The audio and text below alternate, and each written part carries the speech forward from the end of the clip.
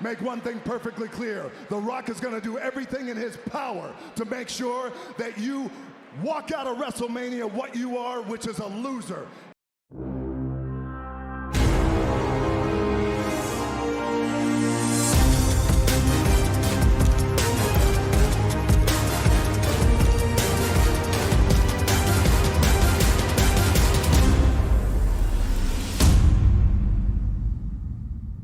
What happened on Monday Night Raw? We had an amazing six-man tag team match between Team J and New Day and Imperium.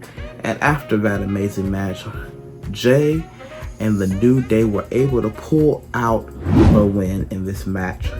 Now we have Bobby Lashley getting a great win over Bronson Reed, and he qualifies for the Elimination Chamber. Bobby Lashley has been added to the match, and it's just getting more star-studded from here. Now we have Cody Rhodes calling out The Rock and says he's going to hit him back. We already know what happened. The slap heard around the world last week at the press conference.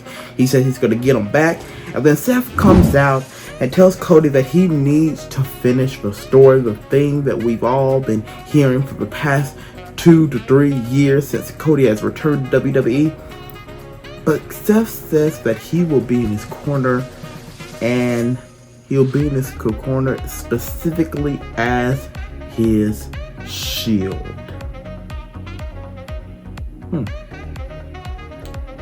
What happened to the shield?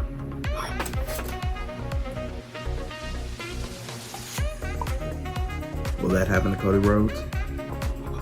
Now we have Liv Morgan getting a nice win over Zoe Stark, and then she qualifies for the Elimination Chamber. Not only the men's Elimination Chamber getting stacked, but Liv Morgan has been added is making the women's Elimination Chamber just as stacked as the men's by qualifying by beating Zoe Stark. And now we have R-Truth losing a match against J.D. McDonough, and then Judgment Day attacks him until DIY comes to his defense.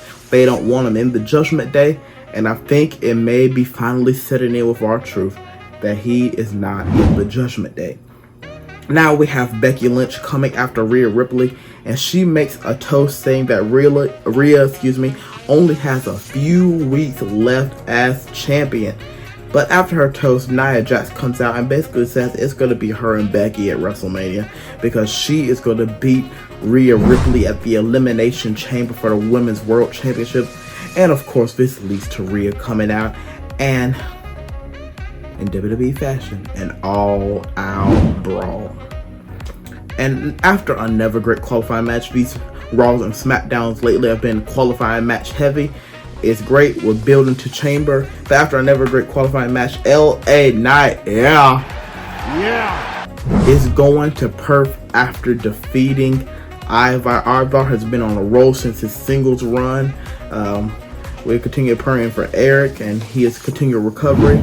But Ivar's been doing good as the single stars, but he could not beat the megastar. Now we have the main event, Shinsuke Nakamura and Sami Zayn, and Shinsuke is able to pull out a great win over Sami Zayn after a distraction by Drew McIntyre. Who else is it going to be?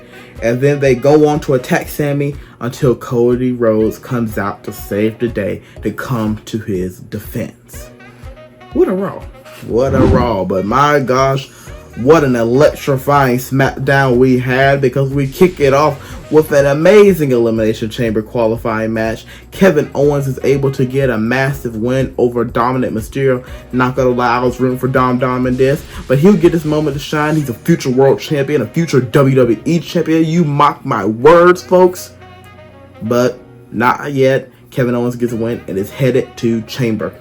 Now we have Tiffany Stratton getting a great victory over Zelina Vega, and she qualifies for the Women's Elimination Chamber.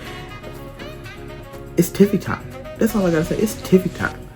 Now, the Authors of Pain of the Final Testament are coming out and getting a quick victory over two NXT superstars. They're just showing the dominance of the Authors of Pain. They're making their waves in the WWE, in the SmackDown roster, and they're going to be a force to be reckoned with. Will they be coming for tag team gold soon enough?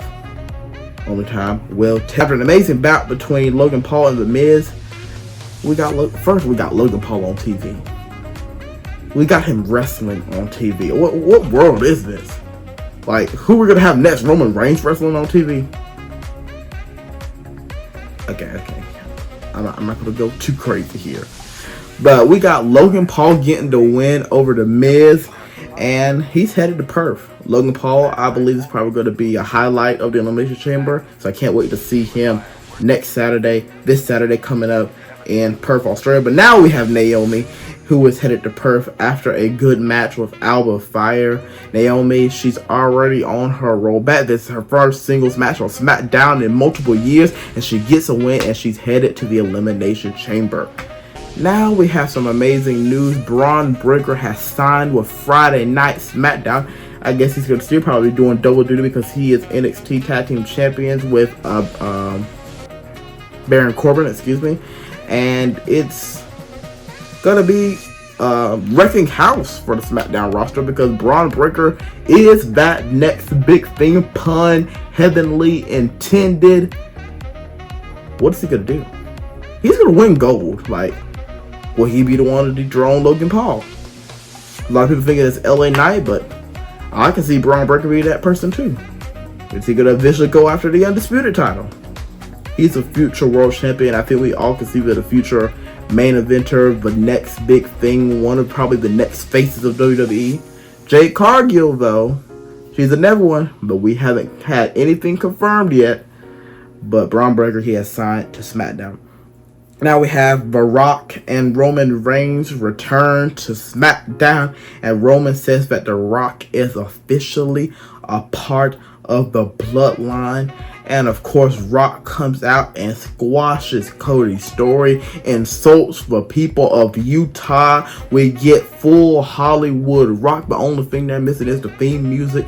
And let me tell you folks, I am here for this story. I don't know where it's going to go. At the end of it, Rock basically puts up the ones, possibly, with the Bloodline.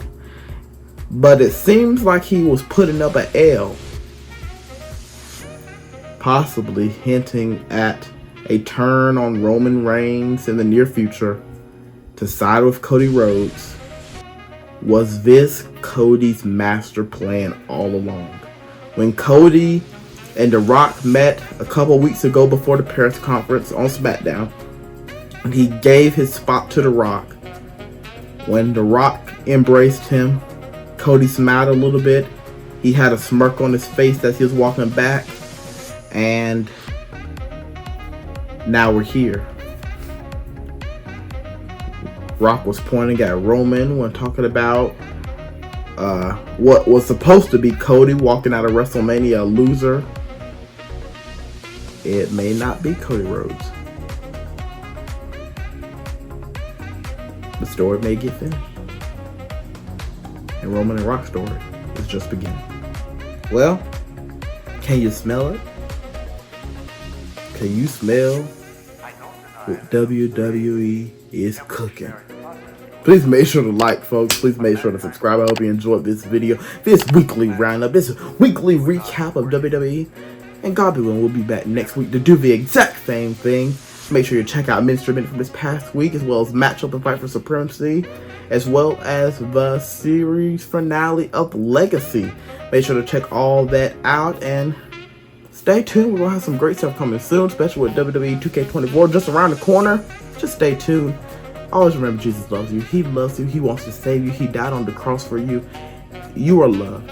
I know that with everything going on right now in life, it could be difficult, it could be hard, but I want to just let you know that Jesus loves you. He cares about you. He died on the cross for you. He knew all the times you were going to sin, and yet he still died in your place. That's true love. Jesus loves you, and so do I. We'll be back next week, God be willing, with a brand new episode of Weekly Roundup. Take care, and of course, as always, God bless.